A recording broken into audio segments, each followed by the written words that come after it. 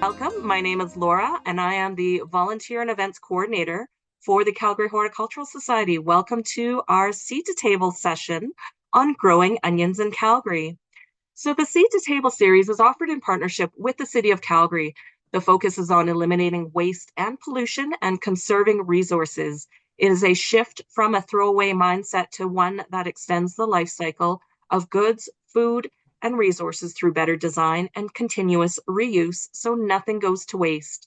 The Seed to Table series is a low input growing initiative that goes through each of the steps required in a gardening journey. The classes and resources in this series will help you to become increasingly self sufficient, save money, and reduce waste. So, before we get started, I would like to share with you the Society's land acknowledgement. We respectfully acknowledge the enduring and active relationship of Indigenous people with this land, specifically the area in which we inhabit today, also known as the traditional territories of the people of Treaty 7.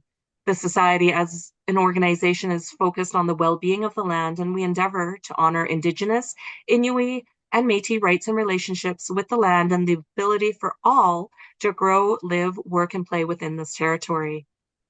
Thank you.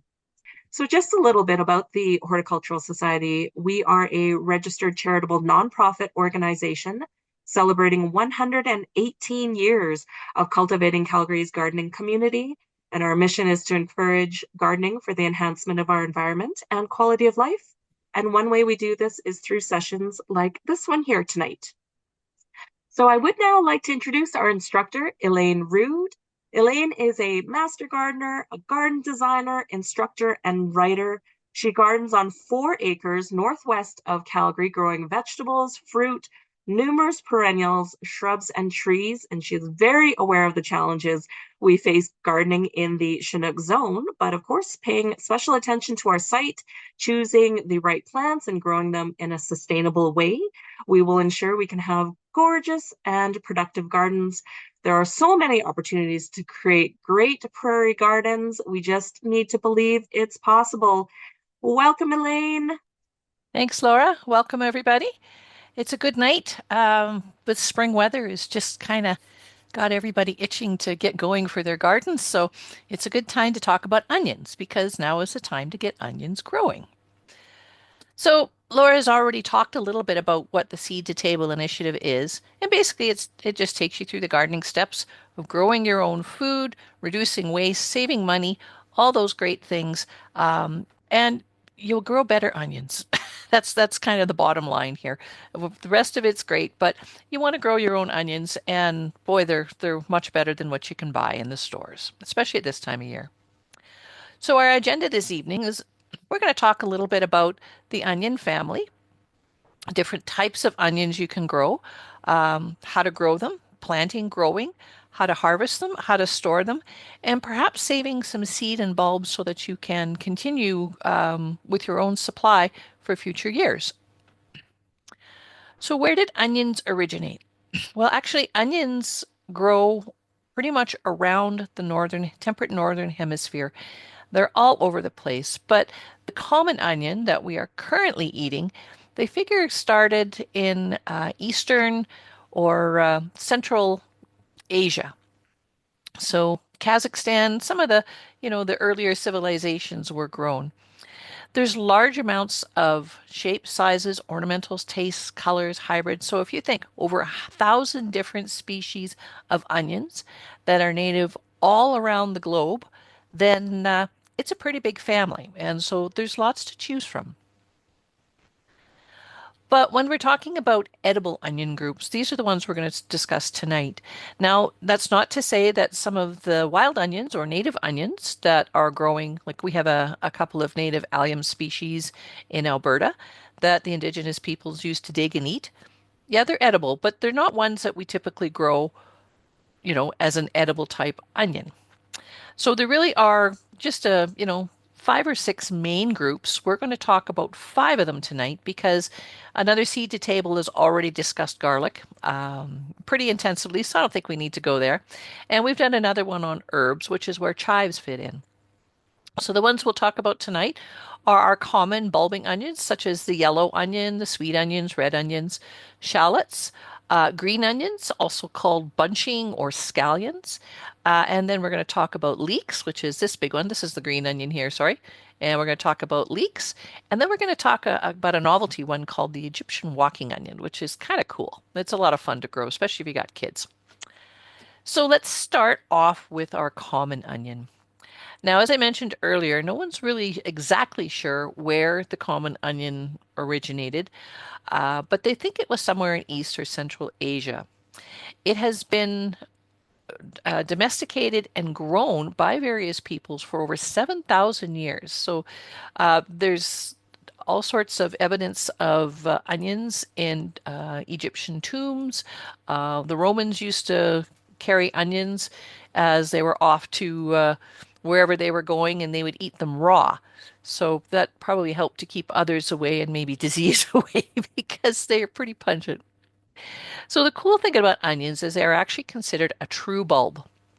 And if you look at them, you can see at the bottom here, you can see it better here, I guess, and then it's on the graphic. This is called a basal plate. And this is where the roots come out of. And then the onion itself is composed of all these different scales. And the bigger the onion, the more scales it will have. And this actually translates also into the more leaves an onion has, the bigger the scales and the bigger the onion. Now, onions are considered, most allium species actually are considered biennial. Not all of them are, but the ones that we're going to talk about tonight are. And so the first year, they will grow this nice big bulb. And then the second year, they're going to flower. And when they flower, the scales kind of get a little mushy, but you can see in the center here, this is the flower stalk. So all the energy that was going into making all these protective layers are now going into feeding a flower stalk, which will grow up and eventually flower. So you want to harvest your onions in the first year. Sometimes we can leave them over, and they're perfectly hardy here. I've had them survive many times, ones I've missed, or I didn't like them, so I left them. And they'll flower, and you can harvest seed, which is cool as well. But if you want to eat them, then it has to be at the end of their first year of growing. Now, they come in three colors basically. So we can have yellow ones, which really are the sweetest. And they include some of the great big giants. You've probably heard of Walla Walla onions, Vidalia onions, Cipollini onions, which are these little Italian, they're kind of flattened red onions that are great in Italian cooking. So these are considered the sweetest, and they don't necessarily store as long as some of the others. Then we have red onions, so you can see in here. Doesn't mean the flesh is red, it means the wrapper skin is red, and the flesh might have a little tinge of red, but it's the papery layers that we're calling red. These tend to have a very sharp and pungent flavor. In my experience, they tend to bolt a lot easier. So in their first year of growing, rather than producing an onion and then hanging out till next year before they send up a flower stalk, a lot of times they do that in the first year. They seem to be a little more susceptible to fluctuations in temperature. And I do find that most of the time they have a bit of a shorter storage life too. So, we have a few left from last year's growing, and because it's been warmer, I've noticed that they're starting to send out little green shoots, while the others are doing just fine. And then we have white onions, and they tend to have a mild flavor that sweetens with cooking. Now, when you look at them, if you cut them in half, it's the insides kind of look all the same, but they will cook up a little bit differently. So the gold or yellow onions tend to, if you want to caramelize them, will actually be a little more brown. The white onions will tend to go a creamier color, and the red onions they're kind of in between the brown and the cream. So they do cook up a little differently, and they'll look a little different in a dish. Now, the interesting thing about these common onions is that they have day length sensitivity. And what this means is that the bulbs develop only after surpassing a minimum number of hours. So as soon as the days reach that certain number of hours in length, rather than growing leaves, they switch their energy into growing a bulb. And so this is why we have to start onions early, because what we call a vegetative state, that little green state, it takes a really long time for them to accumulate enough hours in order for them to say, okay, it's time to grow a bulb. This is the main thing that determines bulbing. So, but soil temperature and moisture will also affect the ability of an onion to bulb.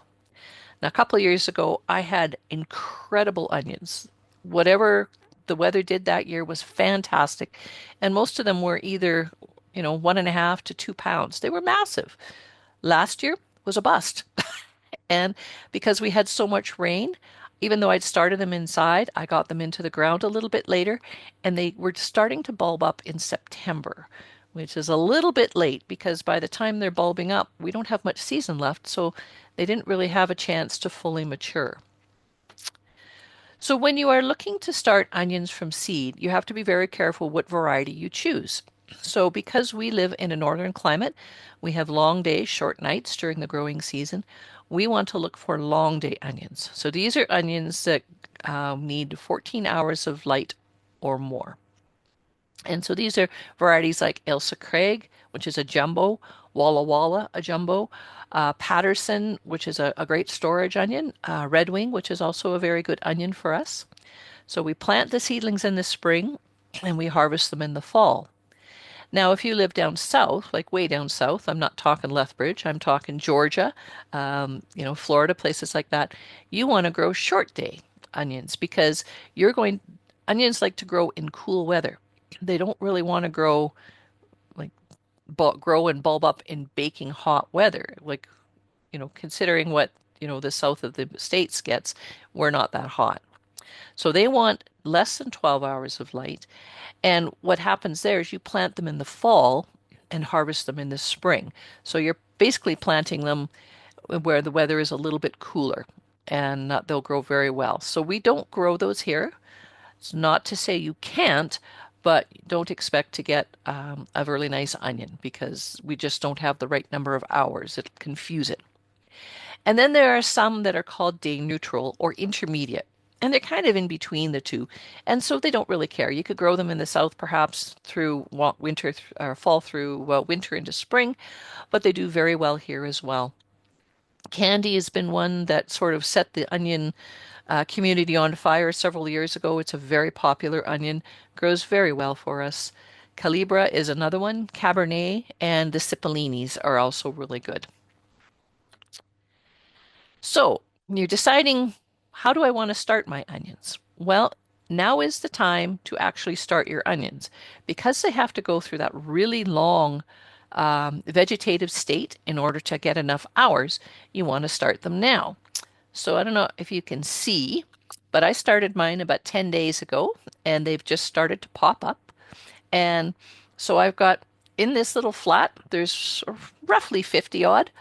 And so I will grow those on for the next 3 months before I can put them outside. Now, that might seem a lot of work, but there are pros to starting from seed. So you get a better choice of varieties, because there's many, many different varieties. There's heritage varieties, modern varieties, there's hybrids, open pollinated. There's, ones for different flavors, colors, you name it.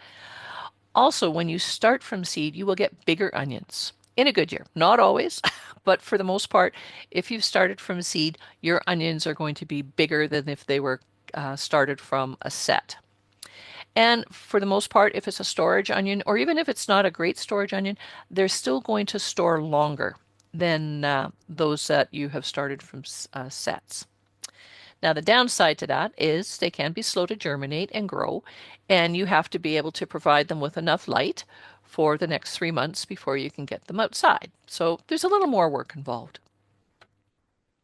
Now, sets, these are little onion bulbs. And to get a set, what they do is they start the onions very late in the season, or grow them so that they will start to bulb up much later in the season, and then they harvest them. So they're taking advantage of this plant being a biennial. So they pull up these little onion bulbs, and then they store them. And then that's what you're buying in the spring are these tiny little bulbs. And then you just plant them and it will grow and you will harvest an onion.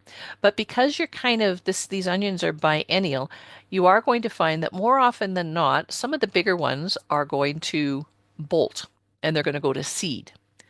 So when you plant these, you want to make sure that you plant these little guys. If you've got big ones like this, 9 times out of 10, that onion is going to go to seed.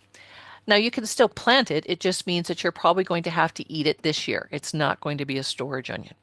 So the pros with doing sets is really easy. You just get your bulb, and as soon as you can work the soil, you plant it, off you go. You can start them early inside if you want, but most people just plant directly into the ground. So there's really no fuss, no muss, no what do I do with them during the winter months. And they're really easy to plant. You dig a trench, you pop your onions in, they're done. Now the cons, like we talked about earlier, they do have a shorter storage life. And very rarely do you ever get a choice as to what onion you're getting. Basically, they just sell them as sets. Occasionally, they might be named, but not very often.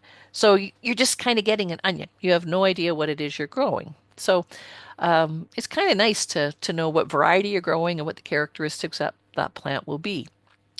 They are smaller when they mature, and they are more likely to bolt, like I mentioned. So you just have to be careful because this is actually its second year of growth, so the bulb is programmed to send up a flower stalk. Now, when you choose your varieties, what kind of things are you looking for? Well, what's the flavor do you want? You know, uh, are you going to want something that is really potent and really oniony, or are you going to want something that's a little milder, a little sweeter, different colors? What about storage? Do you want to store them, or do you just want to use them fresh? Just grow enough that you can harvest a fresh onion and off you go. Now, just be aware that not all onions store well. So those great big sweet onions, the Walla Wallas and the Ailsa Craigs, and there's others out there, they tend to have a shorter lifespan, but I have grown both of them and I often get them right through until the end of April and they're just fine. So if you store them properly, they store just about as well as anybody else. They might be getting a little soft as we move, earlier or into the early spring and things warm up, but they're great. You can also grow onions for pickling. So any of these onion varieties, if you harvest them when the onions are small, you can use them like the little pickling onions if you want. Lots of different things for them. Now, onions again have that pungency. So remember, the white ones are the mildest and will become sweet. And when the yellow onions, when we talk about sweet, well, that's a relative term. I don't find them particularly sweet. An onion's an onion. When you cook them, that will bring out a little more of their natural sugars, so that will be okay. And then, like anything else, you want to make sure you have the long season onion or an intermediate, and you are looking to days to maturity. Now, if you look at the bottom of the Valencia onion on the package, you see it says 110 to 120 days. You see here we have 110 days. So you have to be aware that onions are a long-term growing. Some of them are a little shorter, some of them are much longer. So just choose which ones you think you might be able to get in the ground. If you're starting with a new onion variety this year, then and you're not going to have to be able to get it into the ground really early, choose something that's a little shorter. Now shallots. Shallots are small onions. They're the same group, but they're a variant of the common onion. And shallots are really a gourmet's delight. They are, now they say they're somewhat delicate, milder flavor. I actually find them very pungent. So it depends on your taste buds, I suppose. But when they cook, they have a very different flavor than a common onion does. And so you'll find tons and tons of recipes that call for shallots. They are incredibly expensive to purchase, and yet they are so easy to grow. They're actually easier to grow than the common onion is. Doesn't matter what the season throws at you, you will always get shallots. They might not be massive, but you will get some. And you can see here, um, I haven't kept up on my weeding, and yet, I planted shallots, and one shallot bulb is going to get you all of these. So that's lots of shallots. Now, when you plant them, you're going to find that some are more rounded And those are ones that are actually going to multiply into a bunch. So you see here, we planted one bulb, and that bulb will grow and produce all these little offsets. The major one will disappear, but you get all these babies in return. Others, like the elongated varieties, and frog's leg is a very famous French one as well that you often find. They get larger, but they actually are more of an elongate grower, and so you only get one. So if I were to harvest this great big shallot, and it was a big one, it's not one bulb. Inside that bulb will have broken apart into smaller ones. So kind of like a garlic head. You know, when you open it up, it comes out as one, but when you open it up, there's many in there. And that's what the bulking up multiplier shallots will do as well. Now, do you start from seed or sets? Traditionally, sets are the easiest. And you can save your own. They're really easy to grow. You want to start instead of sets for common onions, you want to use the bigger bulbs for sets for shallots because shallots actually don't bolt very easily or produce seed. So if you plant a bigger bulb, you're actually going to get a bigger head. Now, sets are the most commonly available, but you can still find seeds. I noticed West Coast Seeds this year has a variety of shallot from seed, and you would do exactly the same thing as you do for your common onion if you want to start from seed. But be aware, you do have to get them in really, really early. Now, the scallions, these are called green onions, scallions, and Japanese bunching onions. They're all the same thing. And really, what they are is an onion that you're growing for the foliage, not necessarily for the bulb. The bulb, you can get some, like you'll get this little tiny little thing here, which is still usable. And you can see this is a really good example of the basal plate where the roots come off and this comes off. But what you're growing is for this. This is what you want to eat. And so it's that long green down into the white. Now, these can be easily done from seed, or you can purchase them as transplants, or you can use your own transplants. They do tend to take about 8 to 10 weeks. Sow them 8 to 10 weeks before our last frost date. But these are ones you can succession sow. Onions tend to be quite hardy, so you could start some now, and then a couple weeks start another group, and then another group. Excuse me. So you'll have a constant supply because once you cut them, then you need more. Now, if you want a fun project to do with your kids, you can actually buy green onions. If you find them at the grocery store where they have a little bit of root, you can cut this off and you can plant this and it will send out more green shoots. So you can keep them coming and you can have more green onions. So that's it's kind of a fun experiment to do with your kids on how to keep things growing. Now, leeks, very similar to a green onion, except these guys get big. They don't bulb, but what you want is to grow this very long green set of leaves and a stalk, but you want to blanch the stalk. So just like everybody else, they have a long seed growing life, so you want to start them from seed or your transplants. You can buy leeks and onions and green onions. Often you can go into a garden center in the spring and they're there. And you basically you sow quite a few into a pot. They don't mind being crowded. Now you don't want them so crammed tightly in there that you can't peel them apart, but they actually do better when they're grouped together. They kind of support each other, I guess. Now they are considered biennial, but we usually treat them as annuals. Early season ones are about 75 days. You'll find Varna, King Richard, those are common ones, but there's others out there as well. There are some late season ones that are more than 100 days. American Flag is about 120 days. These guys tend to be a little bit hardier, and you'll often find that if we have a good year of lots of snow in the garden, or you've mulched them in very well and it hasn't been super, super cold, these will often survive the winter. And so you can dig them up in the spring before they start to grow and flower, and you'll still have some nice onions. So you'll get a nice little bunch like this, and then you peel them apart. So this is how we plant leeks. Because we're growing leeks for a long stem, and we want that stem to be white. So you have to do what's called blanching.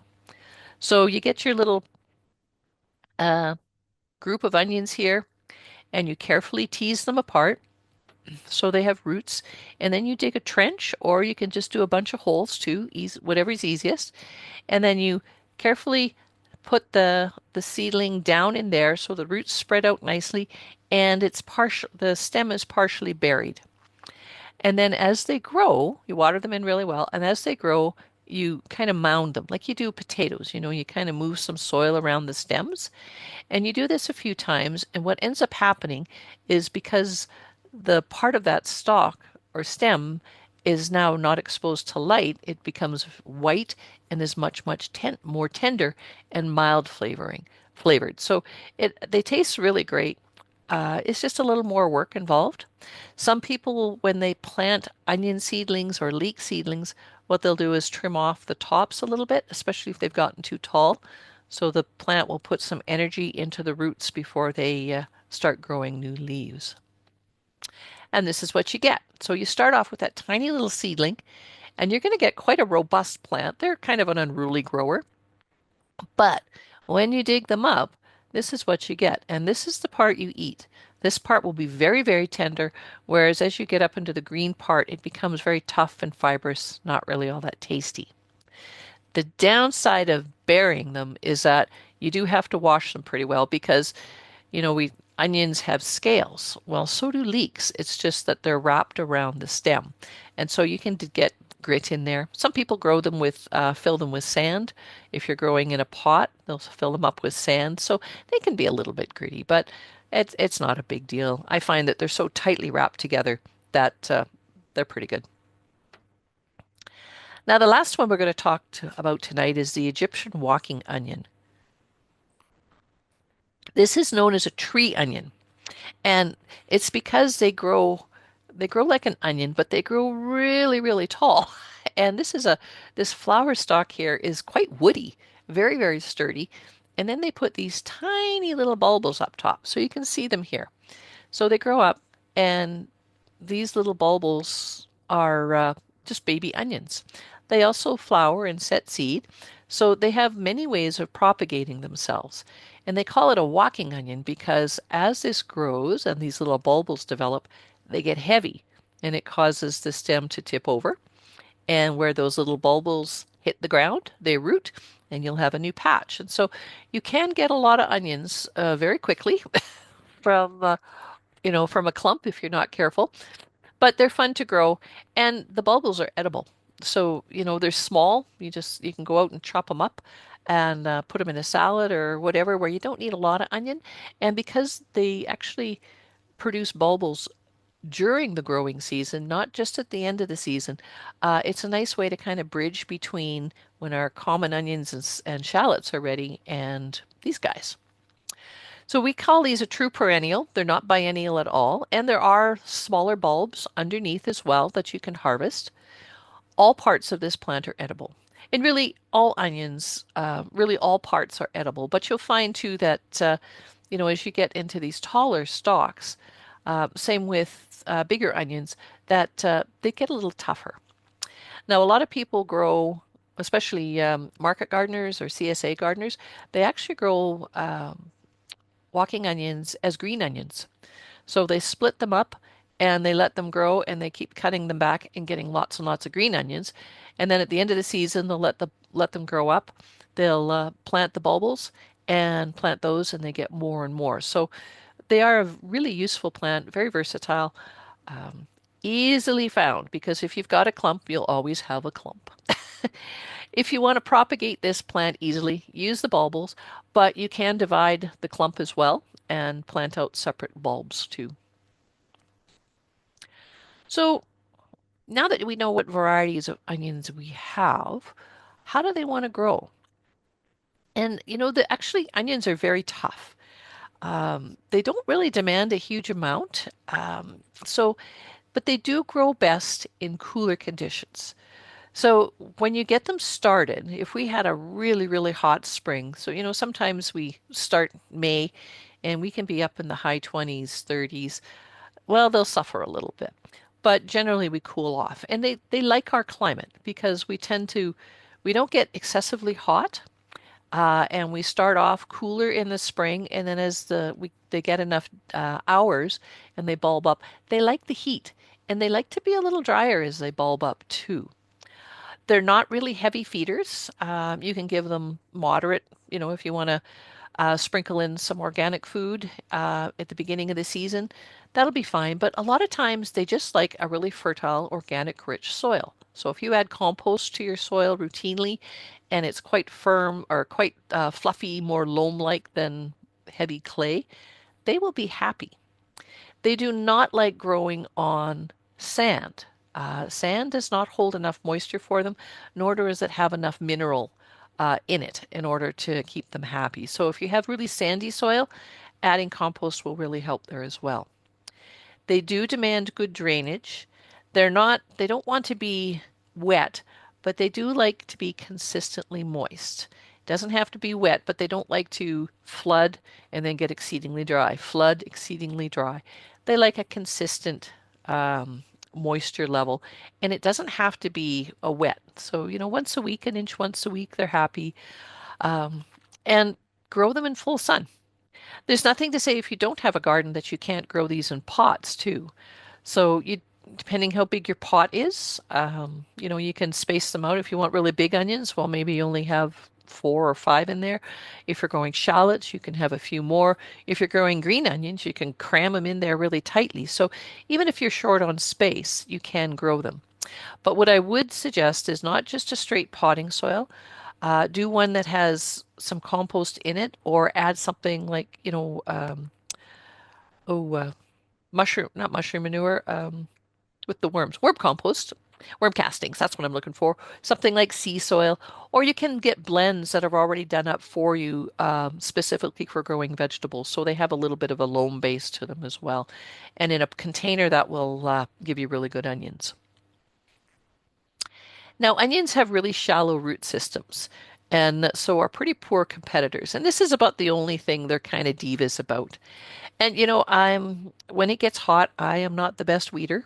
So sometimes they do get crowded, but the onions are the things that I always try and take the weeds away from the bulbs, because if you've got something like dandelions, thistles, chickweed, the usual pests, they will suck up the nutrients around the onion, and the onion will, or even the moisture, and the onions will struggle to compete. So mulching works really well. So some years, if I've used hay. I've had some old hay from neighbors. Other years I don't have hay, so I use leaves. I gather leaves in the fall and then I throw them on the beds. And they work really well. Both of them feed the soil. You can use grass clippings as long as they're dried. You can use compost. Um, you can use anything. Some people use paper, like newspaper, or um, cardboard, shredded cardboard, whatever you have to keep your soil covered, that will work well. It also helps keep the moisture around the roots, and it will also keep the soil cooler than if it were just exposed to the sun. And you'll have happy onions. So let's talk about planting seeds. Well, as I mentioned, start them now. Go and get your seeds and get going, because if I wouldn't start them any later than mid-February, because they do need that really long period. And generally what you do is you just get a flat. You can see here. You just get a little flat and you sprinkle the seeds over kind of as evenly as you can, and bury them with a little bit of good soil. And then you cover with a humidity hood. And these are just, it can be in a bag, a plastic bag. It can be just something that you can cover the pot with that lets light in, but it keeps the humidity in. And that helps the seeds come out of dormancy and start to grow. You do want to keep them warm. So I'm not saying hot, but start them in your house and they'll be happy.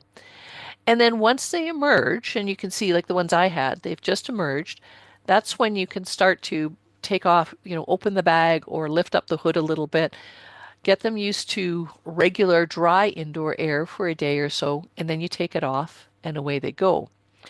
They do like to grow a little cooler. So I have grow lights and I grow them under grow lights and they do okay. I've never had an issue. It doesn't seem to get too hot, but we don't keep our house very warm. You can also grow them on a windowsill, um, like a nice sunny windowsill, south facing.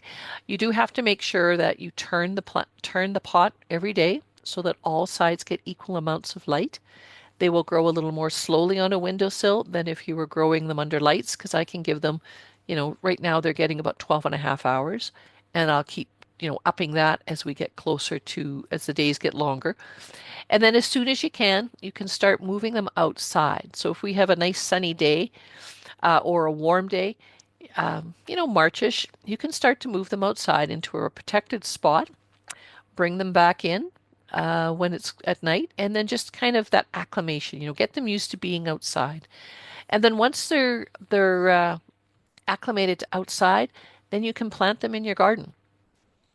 They don't want to freeze, so if we can get them into the ground in April, why not? But just make sure that if we do get a cold snap, that you can cover them, with some frost fabric or whatever, just to keep the frost off them. So, so you take up your little clumps like this. So you'll dig out a clump and they'll come out. You can see there's already a little bulb. These are common onions. And then you just carefully tear them apart and plant them in the ground. Spread the roots out a little bit. If the roots are really long, you can trim them. And these ones, after I separated them, I snipped off the top, so they're only about 4 inches long, and then I plant them. And that way, they can set their roots down into the ground a little bit first before they have to think about growing upwards. So it's really very simple. It's not rocket science. The hardest part is just kind of maintaining them, through these last days of winter. Keep them moist, not wet, just moist. You don't want to let seedlings dry out. Now, when you go to plant them out, same thing. So if you have sets, well, you can plant your sets as soon as the soil is workable. Usually you can plant them April, sort of towards the end of April into May, and you just push them into the ground, pointy end up. You can go along with a trench if you've got a lot. Just make a trench and pop, pop, pop, pop. When you cover them, you want to cover them just above the point. The onions don't like to be buried really deeply because as they grow, the bulb is mostly above the ground, not below. So don't plant them super deeply. If you are planting out your seedlings, there you go. There's your trench. We've just spread them out, the roots out around the soil. That works well. Green onions, exactly the same. You spread them out. You can, if you've started them from seed, you can actually plant little clumps versus separating out each individual plant. Again, you don't want to plant those ones too deeply because they don't have a shallow root system. The leeks are the ones that you want to dig a deeper trench, plant the seedlings, and then cover the roots. And then as they grow, just keep moving the soil over top until you get a nice covering, and that's going to be the what's underneath is what you're going to eat. And then a walking onion, same thing, just like as a bulbous onion. If you've got bulbs just below the soil, and they'll sort themselves out. Now, spacing is the big one.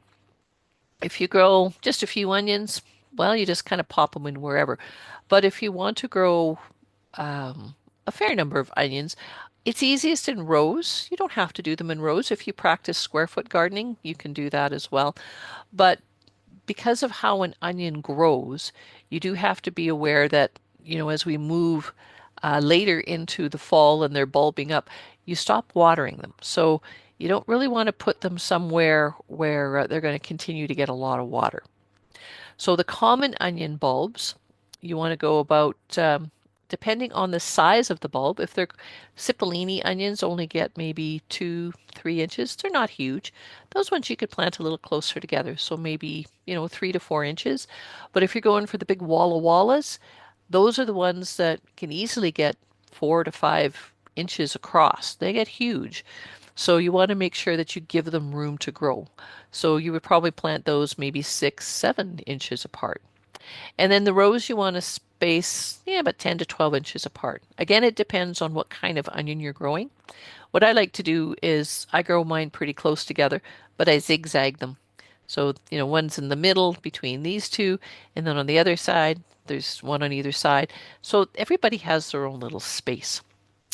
Scallions, okay, you only really need to spread them about plant them about an inch deep, inch apart.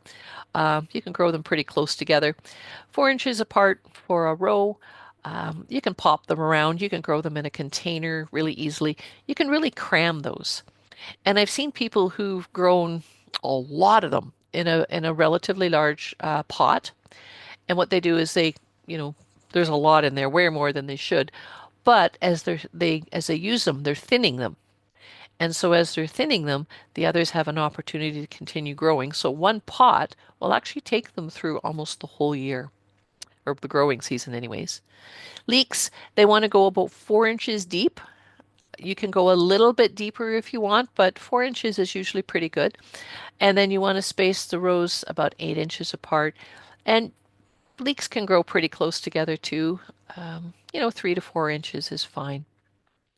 Now, the walking onions, these clumps get really large, so you want to give them at least a foot because, they're going to keep adding on to their bottoms. And if you let some of those bulbils, as the stem tops over and the bulbils plant themselves, then they need some room. So we've had a great growing year. Our onions have come along really nicely and they're bulbing up. So now we want to harvest them. What do we do? Well, we'll talk about the common onions first. So common onions, so here's our bulb, and this is what we call the neck. And then all the leaves are up here. So these were from last year, and you can see they're not great. I have 3 leaves. I have a few leaves here. The more leaves or the more foliage an onion plant has, the bigger the onion is going to be. Excuse me. So these weren't great, but when when the onion has decided the bulb has matured enough, it will automatically, this neck will pinch off and it will fall over. And this is when it starts to get ready for winter. It's basically moving into a dormancy. So the neck pinches off, and the rest of the green nutritious stuff from the leaves will be absorbed into the bulb, and then this will all kind of turn brown and papery. And then when it completely pinches off, you can cut that off and the bulb is ready to go. Now, a lot of times the onions because we have long days and nice long falls, they're not ready to pinch off. But we know that any moment winter is coming and we need a time for these bulbs to cure. So you have to help them along. So the first week of September, if they have not, uh, the stem hasn't pinched at the neck and fallen over, help them along. Go along and walk on them. So just put your foot on the foliage and squish it. You don't want to snap it, but it's pretty flexible. You want it to bend over. You can do it by hand. You can bend it so that it creases. Sometimes you have to do it a couple of times to get it to work, but you want to start that pinching process no later than the first week of September. Shallots are pretty reliable. They do it by themselves. As soon as the foliage starts to brown like this, you can harvest them. I tend to leave them until it completely browns. I dig up the whole clump, separate the bulbs, and then they've pretty much kind of cured on their own. So that's pretty simple. So the green onions, you harvest when they're young. The young foliage tends to be the tenderest, so you can snip them off. You can cut off individual leaves, or you can harvest the whole plant if you like. Um, you can use any of this foliage, any onion foliage, as green onions if you want. Just be careful that you don't take too much off, or you can trim the foliage a little bit and then use that as green onions too. So, if you don't have enough green onions going, you can take a little bit off your other onions as well. Now, some of the things you're going to find in the common onions is something called a bulldog onion. And these are onions. You can see them here. Look how wide that neck is right there. And you can see it here too. That isn't going to pinch out. So what this onion is getting ready to do is actually getting ready to flower. So there's an embryo in here and it's going to start to rise. So these aren't ones that are going to store. So these are ones that you're going to need to eat as a fresh onion. As you're growing your onions throughout the year, when they start to bulb up in the late summer, you can pull it up and eat it fresh. You don't have to wait until, it's getting ready to harvest. You can pull them up and eat them at any time. Depends what you're going to do with them. But if you want to store them, these bull-necked onions are the ones that you want to eat first because they are not going to store very well. Also, if you've damaged any onions, sometimes when you're digging them out, the fork hits one, or maybe the foliage tore off the top, and so it kind of opened it up. It didn't get a chance to pinch off and seal itself in. Those are also ones you want to use quickly. If you get, like you can see here, we've got a whole variety of different sizes. These little tiny guys, they don't tend to last as long. So these are ones you want to use up first, and then the bigger ones save them for a little bit later. Now it is important to dig, not pull these onions. Um, it's tempting, I got a long stem, I just rip them out. But sometimes, especially towards the end of the summer, the soil is a little bit drier. And when you pull, you end up pulling the foliage off versus the onion out. Now, as you're getting closer to the end of summer and your bulbs are they've grown up and the necks are pinched off and growing over, this is when you stop watering because they're not putting any more effort into growing foliage. Now what they're doing is they're getting ready to go dormant. You don't want them wet because if they're wet, then they're more susceptible to rotting. So shut off the water and about, well, as soon as you start to see those necks start to pinch, that's the time you turn the water off. Or if you have to do it for them, they don't look like they're going to do it, turn the water off about a week before late August, early late August. I would just turn the water off, encourage them to go dormant. Now, they need a curing period. And what curing does is, like Shrek says, onions have layers. And so we have these outside papery layers. And those are actually, you want those to dry. So if you were to pull an onion fresh during the summer after it's developed its big bulb, those outer layers are quite moist. And if you want an onion that's going to store, you want those to toughen up and become quite papery or fibrous. And those are going to protect the inner tissues, and that's what we're going to eat over the winter. So when you harvest your onions in the fall, if you're going to store them, then you need to let those papery layers harden up, and you also need to let the foliage die off. So dig up your onions, you harvest them, so the edges start to pinch, and once that you can feel it. If you feel that neck, sorry, let's go back.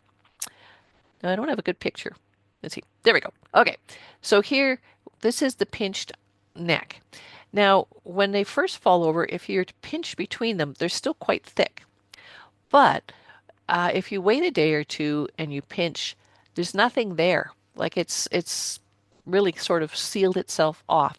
That's ideal. So if you can wait long enough in the garden for them to reach that stage, then you can harvest them. If they're still a little thick, that's okay. You can still dig them and harvest them as well. And that's when we're going to dry them. So now we're here, and you can see some of them are completely dried. Others still have green foliage. Now this one here is actually, you can see all that foliage there. This is a bull-necked variety or a bull-necked onion. So it's not going to do very well, but you still give it the opportunity to garnish as much energy as it can from the foliage. But as soon as all of this has dried off and you have those nice papery outer layers, then you can cut the the stems here, give them about an inch, maybe 2.5 centimeters, and then store them in a nice open basket. So it does take some time. And at this stage, it's in and out, in and out. You don't want to leave them out in the cold nights, and you don't want to let them get wet. So if we have rain or it's going to be really humid with dew. So there is a little bit of work of moving them back and forth. And you can see if we have a really dry stretch, this is my garlic. And so if you can harvest them, you can lay them on the ground and leave them for a couple days till they all dry off, only if we're not going to have any rain. And so let Mother Nature do it for you. So if you cure them properly, it's going to improve the storage life and it's going to protect them from rotting. So storing them. So basically they need cool temperatures, they need really good air circulation.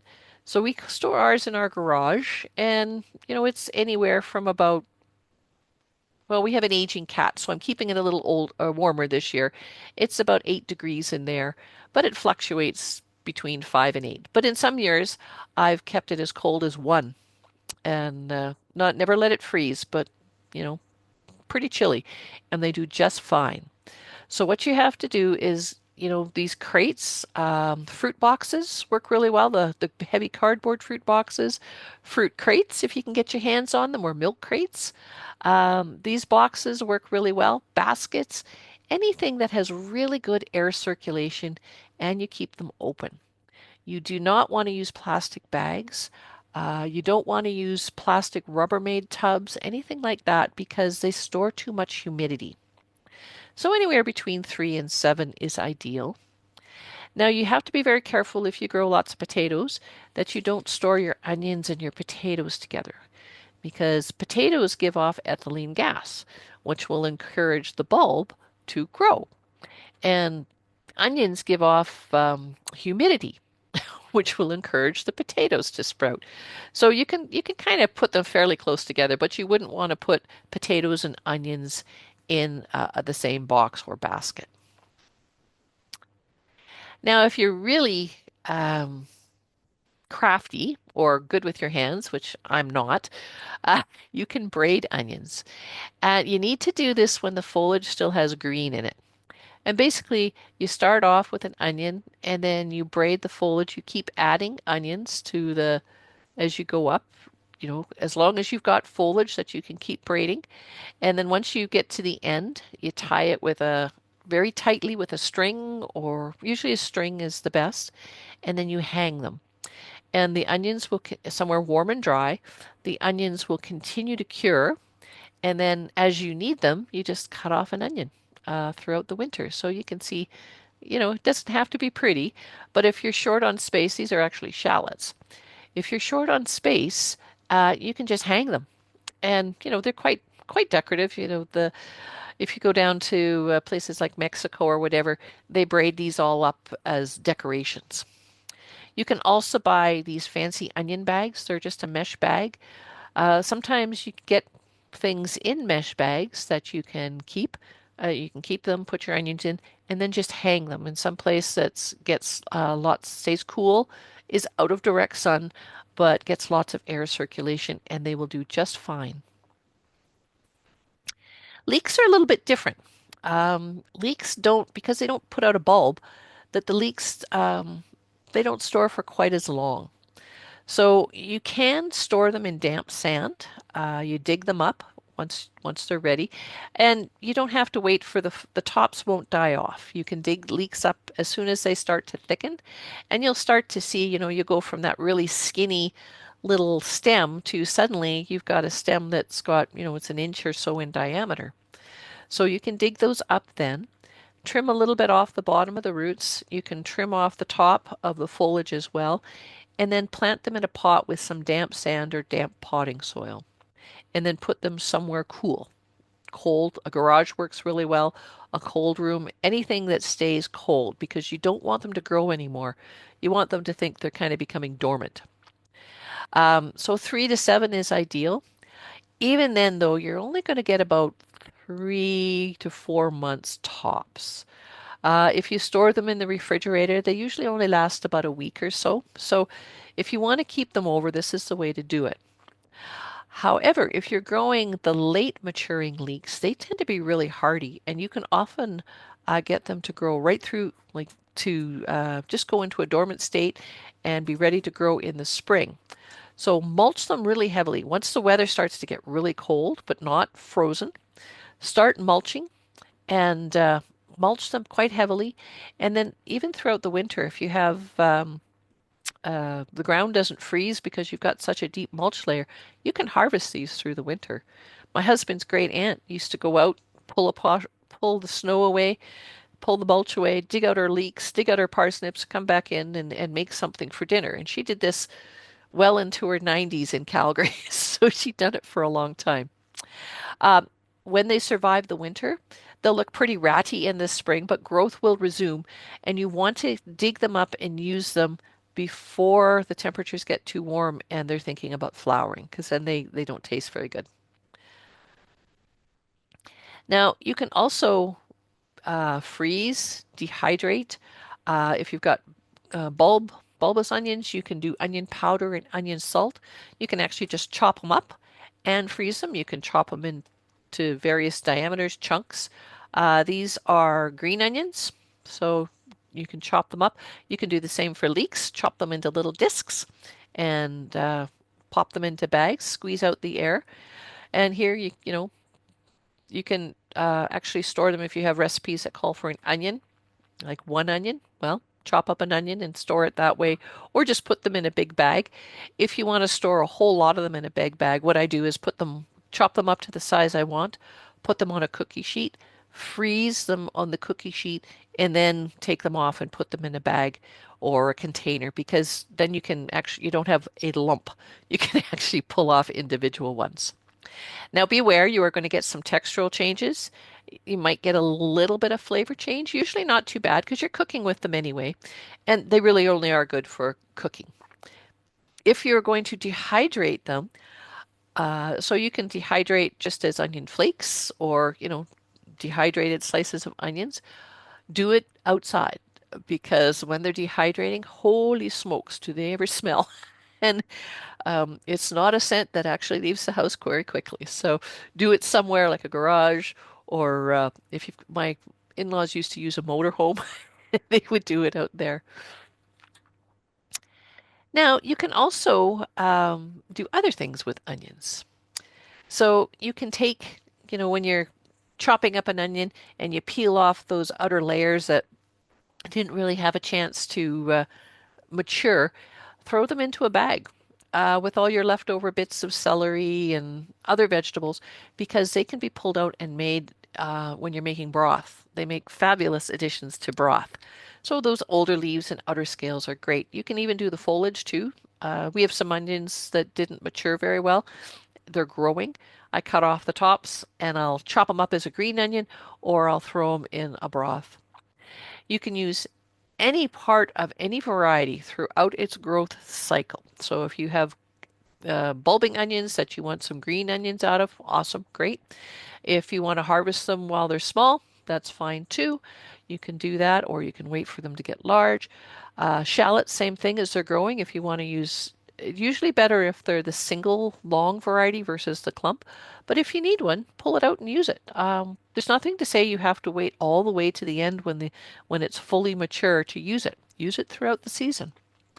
And if you're into textiles or anything like that, onion skins make incredible dyes. You'll get I'm not a dye person, but I've seen some stuff where so here this is just cotton with just the skins. They haven't used what we call a mordant, which will, you know, in increase the intensity of the color.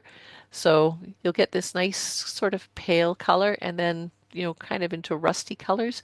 It's kind of cool. So you can have lots of fun with that. Now, if you don't have a lot of space, well, where am I going to grow my onions? Well, they mix well with most other plants. Onions, because of their highly smelly foliage, are easy to squeeze in amongst other flowering plants, and they can help deter pests such as carrot rust flies. Carrots and onions work really well together. It's not 100%, but it can help. So you have to be careful. They're the great square foot gardening plant because you can get nine big onions in a square foot, or you can pop them in amongst other things as well. Green onions you can pop in with something that takes a little bit longer to get going. You'll already harvested by the time the other plant gets going, so they're pretty easy to pop in anywhere. Now you've probably all heard of companion planting. And, this is when you plant one particular plant with another plant, they have benefits to each other, or they not so many good things. So we've kind of been practicing this for a long time, but there's been some recent evidence out there that companion planting really isn't what we think it is. So a lot of what we've thought as gospel has turned out to be myth. So there's research that's still ongoing. You can fool around with it. There's wrong with it because the plants do tend to grow together with. The one I would avoid is growing things like legumes, peas, and beans with onions. They really don't seem to do very well together, and they do have different growing conditions too, so that makes sense. Apparently, asparagus doesn't like them, but asparagus really doesn't like to grow with anything because it doesn't like competition. And our culinary sage doesn't like that as well. But they do grow really well with other root crops. They grow well with cabbages, and mostly because the foliage smells, it can help deter cabbage budworms. Melons and peppers, they're easy to pop in amongst things. Strawberries, again, because they cover the surface to mulch. So when you think about companion planting, think about, okay, onions have quite shallow root systems. A root crop has a deeper root. So they're actually using different zones in the soil. And if you have something like lettuce, well, lettuce is harvested quite early, but it will cool the soil in between. And when you pull it out, it just leaves more room for the onions. So the foliage is scented. It can deter pests that are attracted to the scent of something, or you're using different zones within the soil in which plants gain nutrients. So it's kind of common sense. Now, if you had some onions that didn't get harvested, or they have bolted on you, now what? Well, the flowers are actually quite lovely. And if you think we plant a lot of ornamental onions in our gardens, we have those big round heads. The flowers tend to be purple, white, yellow. They're very attractive. Pollinators absolutely adore them because they are loaded with pollen and nectar. The seed heads mature in quite an ornamental fashion, and they're really easy to harvest. So it's kind of a no-brainer. So all onions will flower in their second year. Some of them, like the walking onion, will be perennial, others not so much. So what you do is this is what you're going to see. You're going to see this little bud coming up. And, sometimes you see it that first year and it's just like, oh, well, you can either pull the onion and use it right away, or you can leave it. A lot of times in the fall, if I've got really small ones, I don't bother harvesting them. I leave them and they overwinter just fine. I'll get a bud the next year. I'll get this lovely white flower head. Some of them are huge, some of them smaller. And then as that mature or, that's pollinated, it will start to dry out and you're going to start to see the little onion seeds. They're triangular in shape. There's usually two, it'll open up kind of like a three-leaf clover and you'll find two seeds, occasionally three, in that little packet. The trick is to once they start to turn brown and papery and are dry, you want to cut the stem and put it in a plastic or not a plastic bag, a paper bag, and let the seeds drop. And then you can once they've all dropped, then you can just clean off the chaff and harvest. Take those seeds, clean them up a little bit, put them in a paper bag, some or an envelope somewhere where they're going to stay dry and then you want to keep them cool. So you can put them in your refrigerator if you've got a garage. You can even put them in your freezer if you really wanted to, but usually the fridge or just somewhere in a room that stays cool and dry. Now, onion seed does not last very long, so if you garner or harvest onions seed in the fall, this is what you're going to want to plant the next year. There might be some that will plant in the second year, but the viability goes down very, very quickly. So they're quite short-lived. But it's kind of fun to save your own. Now you do have to be careful if you've purchased seed that is called an F1, which often you'll see the name of the onion, like candy, for example, is a F1 hybrid. It means two varieties came together to make candy. So if you were to save seed from candy and plant them in the ground, some of them will be like candy, but others not so much. You're going to get lots and lots of variability. That might be okay, but on the other hand, that's not what you planted. So generally, we don't encourage you to harvest anything from a hybrid plant because it's just not going to come true to seed. Onions really don't have a lot of pests. The most common one, and we usually only see it when the soil is quite moist, is the onion root maggot. And it's a tiny little fly that comes in, lays an egg, and then it starts to break down the tissue. So it'll start to look, the tops will fall over, it'll look unhealthy, and when you take it out, you'll find that the bottom's all mushy. So what you want to do is dispose of this. So you can just throw it in the garbage, or you can send it to the city compost that gets really hot. You don't want to just put it in your compost because most of our home composts just don't get hot enough to kill this. Um, so throw it in your kitchen garbage or city compost, and that's okay. You don't, if you have planted, so 50 onions, you might see this in one, maybe two. You don't see it in a lot of them. Occasionally, thrips can be an issue, but if you're growing them well, then they seem to be able to shake off any pest that's going to come after them. So if in order to keep your plants healthy, you want to practice crop rotation. So you don't want to plant these in the same place every year if you can help it. You want to dispose of any infected plants, such as this one, and then you just want to make sure that you're growing your plants well. So make sure that they have enough moisture. Make sure that they've been mulched so the soil stays as cool as possible. And that's best you can do. So for those of us who are thinking about, cooking with onions, I mean, that's what we do with them. Onions are part of just about every cuisine in the world, except maybe, from someplace way up north where they can't grow them. But onions are really low calorie. They're mostly water. They have a little bit of carbohydrate, a little bit of protein. They're not particularly high in nutrients. But they do have moderate amounts of minerals, and they have all these things like polyphenols, anthocyanins, flavonoids, which are actually very healthy compounds. These are due to color. So anthocyanins are the red pigments, flavonoids are the yellow pigments. These things are very, very good for us and our immune systems. So, um, they're great to use in all cooking. Um, don't if you don't like them too sharp, well, that's okay. You can prune them down a little bit so you don't use too much. Onions can cause a lot of gas in some people because they do have a compound in them that when you slice it, there's a chemical reaction that occurs and it creates kind of like a sulfur-like compound, and it's meant to deter pests from eating them, but it can cause us to kind of be a little gassy too. And you will find that the stronger flavors will equal a greater concentration of onion flavor. So if you have those really potent onions, yeah, you're going to find that in your cooking, but you're also going to find a greater concentration of all these good things as well. So I hope I've convinced you that onions are worth the effort. They're really easy to grow with some minimal effort. They're easy to accommodate any garden that has sun, and you can use all parts of them. You can be stored throughout the year.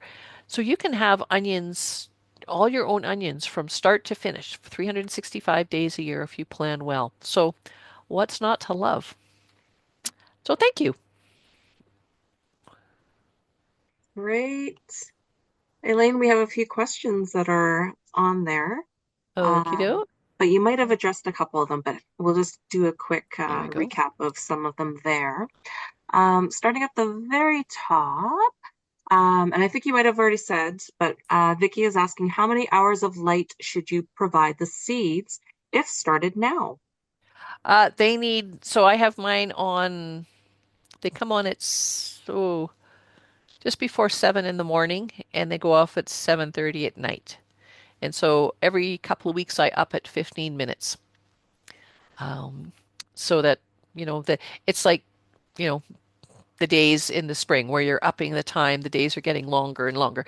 And they seem to do just fine. So they 12 hours is minimum when they first get going, and then just keep bumping it up a little bit. If you're growing them on a windowsill, well, that's doing it for you anyways.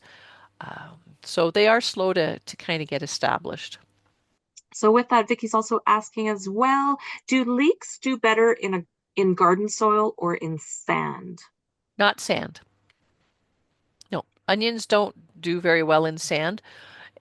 Sometimes when you buy onions, they're sandy inside, but they're planted in soil, and then as they mound them up, it's sand, and it's just because it's a little bit cleaner. Hmm. Great. And we do have a question from Erica. Which onion would you say is the most economical? Maybe best bang for the buck? The Egyptian walking onion, because you know they do produce. It's not a big bulb, but they do produce a bulb underneath, and they produce the little bulbs at the top, and you can use them for green onions. And you know they're usable through every part of the season, so Yes. they're handy. That probably would have been my answer to that as well, because everything, the whole entire thing is edible. And Tiffany's asking, and I think you had a whole slide addressing it, but how far apart would you plant the rows? Your photos look a lot closer than what's on the back of the pack. Well, I tend to cram things in. Um, but as I said, if you're growing a Walla Walla onion, and I grew those one year, Elsa Craig, sorry, they were 2 pounders. They were huge. They were like this big, absolutely massive. I gave those because I knew they were going to get big. I gave them 8 inches between two plants. But I drew as like a triangle, 8 inches on the other side. In the middle, I planted another one, and so I have beds that are 4 feet wide, and I will plant 4 rows. But they're always diagonal, so they always have enough space. And you're also not all of them are going to do well. You know, some of them will do like you'll get huge onions. Other of them are going to be little puny things. So, you know, chances are they will thin themselves out a little bit as they grow. Mm, great. We do have another question about the Egyptian walking onions, but then also a comment saying, replying to it as well. So Erica was asking, can you grow the Egyptian walking onions in pots? And then Marcia did reply saying, I grow Egyptian onions in pots over the winter and have green onions all year. Yep, they're really versatile. And you know, Yeah. they're fun to get. You can find them at plant sales all the time. I have one that I got, and I'm afraid embarrassed to admit this. I got it at a plant sale 4 years ago. It is still in the same pot. And Oh, I might have. it sends up a little shoot, and you know we'll use them. And I keep meaning to take it out and plant it, but I buried the pot in the soil, and it's still in the same pot, but it comes back year after year. So they're pretty tough. I am guilty of keeping something in a pot for a few years as well. What is so also talking about the Egyptian onions, what's the best way to harvest them? And I know you did touch So in the on. spring, um, well, you can divide them in the spring if you want. Usually they're divided kind of later in the season, but you know, whatever works, it's not going to hurt them. You can divide them really early in the spring and then divide them and move them around, or you just plant the little bulbs. Like you can let your clump get bigger and then plant the bulbs elsewhere. Great. You did talk about storing onions and potatoes, not storing onions and potatoes together, but can you store garlic and onions together? Yeah, they're the same family. They're all onions. So Excellent. Suzanne is wondering, what is the best medium to use to start growing the onion seeds in? just a regular seedling mix. Doesn't have to be anything fussy. Um, I kind of, you know, I'll make up my own. So I'll have I usually, because I do a lot of seeds, I'll buy a big bale and then I mix that with a little bit of worm castings.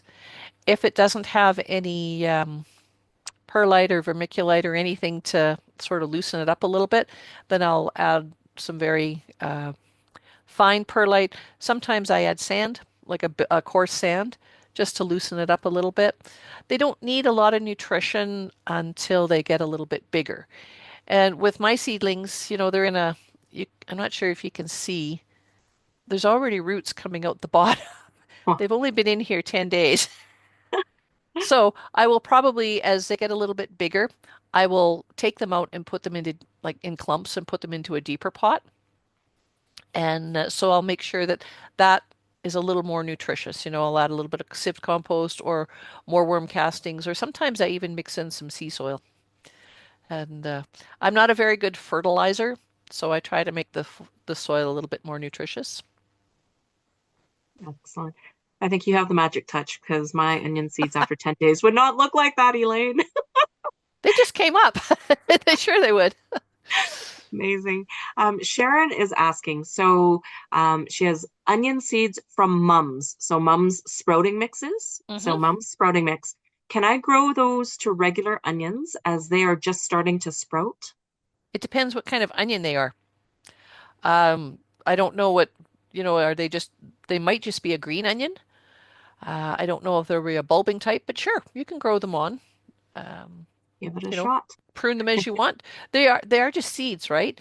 And the only thing with sprouting onions is that you're harvesting them when they're babies. So you can grow them on and they'll develop into a big plant. Hmm. Erica's asking, where can I find the Egyptian walking onion seeds? I have never seen seeds. It's an old-fashioned plant. It's been around forever. But at plant sales, you can usually, or exchanges, you can usually find some. If you know someone who's growing one, just steal a bulb, or not steal, ask for a bulb. Um, People will be more than happy to give you one. But I can't say I've ever actually seen seeds. But if you tap into some of the heritage seed companies, you'll probably be able to find them. Excellent. And just a culinary tip from Marcia here saying, I've found that soaking cut onions in a bowl of water for about 10 minutes takes away the really pungent taste. Yeah, it's getting rid of that compound that when you slice the cells, immediately there's a reaction and it immediately releases that really onion smell. And if you do it in water, a lot of that washes away. Same as if you can cut them underwater. The other thing is a very, very sharp knife. Not you're not don't want to saw, but something that just like whoom, like a chef's knife, you'll find that they're not as aromatic either. Excellent. And another culinary tip there from Sharon saying, my dietitian told me that nobody can digest garlic or onions, but it only bothers some people like her. So the Yeah, you can. Well, interesting. it depends what you mean by digestion. I mean, you can certainly absorb all the nutrients in there, but in some people it does cause gas. Like Yes. my husband can't have onions cooked or otherwise. He's very uncomfortable. But the And then, oh, Sharon does continue saying that, however, the green parts are fine to eat if you are sensitive to the white parts. And so Yes, the that was green part just a is follow-up. much. It's not nearly as pungent. Like most of the chemicals and stuff are actually in the bulb, and it concentrates in there. Garlic, Uh, especially, like if you're growing garlic, there's hundreds of varieties of garlic. Some of them are very mild. Every variety has got a slightly different flavor, but some of them are really pungent. So, uh, it depends what your system can tolerate. So you grow ones or like the ones we buy in the grocery store is mostly music, which is a pretty mild one. Elephant garlic is actually a type of leek. So it's very, very mild. But there's others that if you want to grow are very pungent. So you kind of have to choose the ones that you like the flavor of.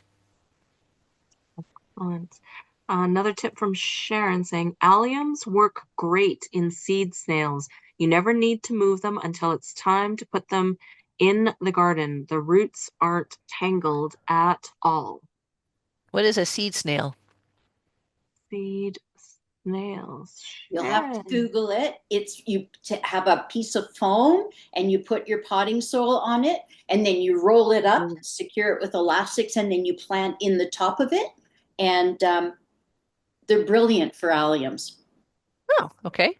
It's like looks similar to, putting it in a toilet paper roll or something like that. No, because the toilet paper roll has tons of soil.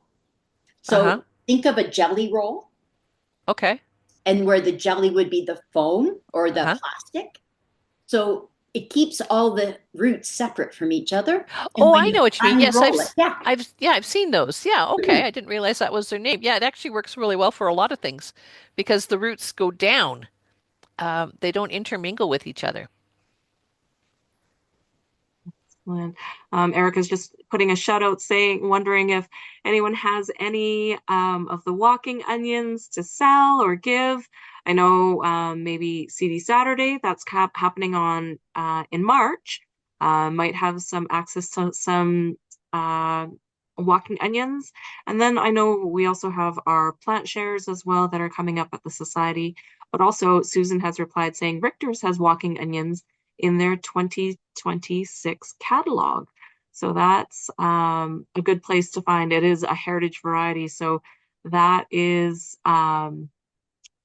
somewhere, someone in the city, if you were to put a call out, will be able to. And of course, Marcia is saying that, yes, CD Saturday is happening. And then Erica, just the note there from Marcia for the walking onions. But yes, so much information tonight. So hopefully everyone was able to catch and make some notes from Elaine. And of course, like I said, we are recording this session, and it will be edited and then put onto our Seed to Table resource page on our website, calhort.org. We still have a few minutes, so if anyone does have any last minute questions, feel free to pop them into the chat, and Elaine will be able to answer them. But I wanted to ask you, Elaine, what are your favorite onions to grow? What do you find is Um, well, it's kind of tough to find seed. Every year the seeds are different. So I really liked Elsa Craig. Um, I actually I prefer growing from seed mm, because, I've grown from sets with mixed results and I don't know what they are. But the first year I did seed from seed, I had monster onions. So Elsa Craig is one I really like.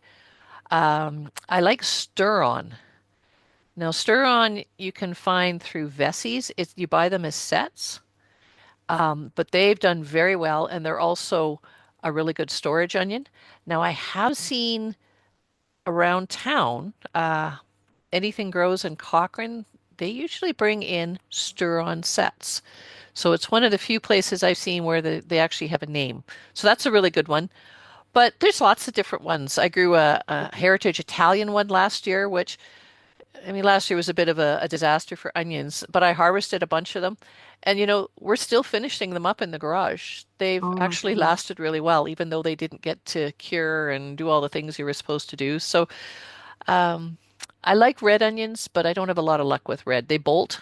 They never seem to size up really well, but they're fun to grow too. So, cipollinis and shallots. I, it amazes me how expensive shallots are to buy, yet they're so Mm. easy to grow. And they Oh, they store longer than any other onion. So you can store shallots for a whole year and they will be fine. oh my goodness. I think Yeah. that might be one I want to try. Yes, I tried growing Walla Walla and did not do very well.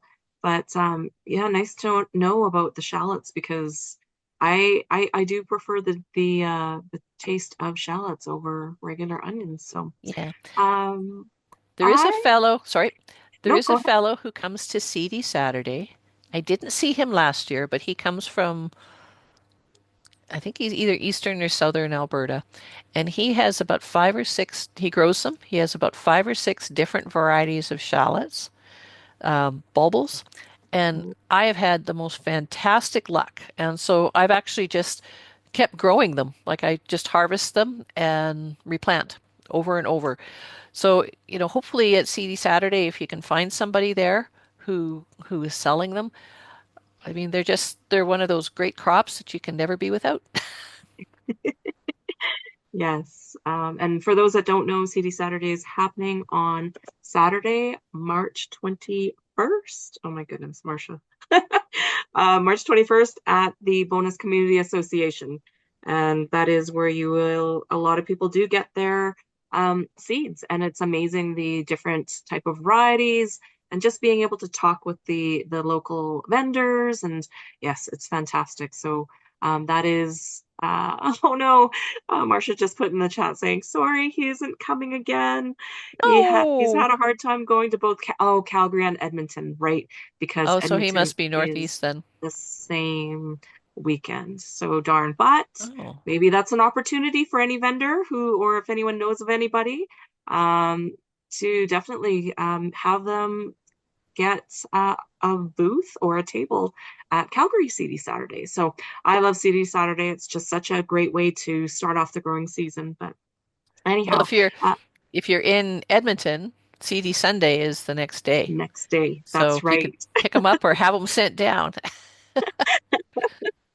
Or somebody could do an order and bring them down. There you Anyhow, go. I would also like to mention that we do have our Think Spring, which is our online day of learning, which is coming up on Saturday, February the 7th. The theme this year is small space, big wow. So we have a keynote speaker as well as 3 afternoon sessions. We're going to be talking everything from raised planter beds, container gardening, both food and flowers as well. And so that is Think Spring. Lots of thank yous in the chat, Elaine. Of course, another wonderful presentation, very informative. And I am itching to get my hands in the soil, I'm sure, as Oh everyone else yeah. is. I have bulbs that are Oh, starting to grow. goodness. And I'm like, whoa, just a minute. It's only January. It is, but oh, I guess it has been so unseasonably warm that people are just looking and peeking in on things that I've overwintered and everything. So great presentation as always. So I do want to thank you, Elaine, for the great presentation. And of course, I want to thank everyone for joining us this evening as well. Yes, happy gardening. And yes, we will catch you hopefully at Think Spring or at CD Saturday. Check out our What's Happening page on calhort.org. Thank you, everyone. Thank you, Thanks, Elaine. everyone. Good night. Have a great Bye-bye. night.